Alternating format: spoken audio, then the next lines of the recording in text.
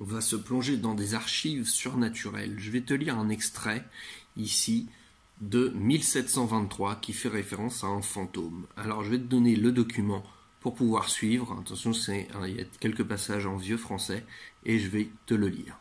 Ce 5e novembre 1723, Jean Pécon, laboureur âgé d'environ 25 ans du village de Malaval, est venu demander de dire une messe chantée pour les morts et nous a déclaré que le dimanche en 8, veille de Toussaint, Françoise Pécon, âgée de 11 ans, sa filleule, étant sortie hors de la maison le soir, avant coucher, aurait vu une ombre blanche qui la suivait.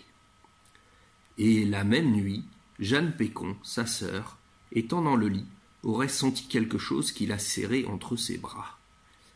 Et le lendemain, jour de Toussaint, le dit Pécon, environ 1 heure de nuit, étant sorti hors de sa maison, aurait vu une ombre blanche, de sa hauteur, qui lui dit ces paroles, y reconnaissant la voix de sa mère, qui était morte 6 mois avant. Me dire une messe en haut.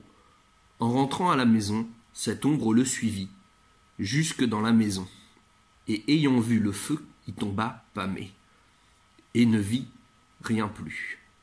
C'est ce qu'il dit publiquement et déclare ce jour, d'huit, en ma présence, et de Monseigneur Chassaignac, qui lui a signé pour servir de mémoire et avait chanté la messe.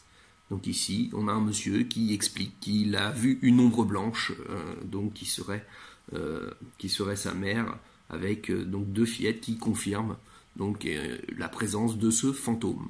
Donc c'est à Ségonzac, en Corrèze.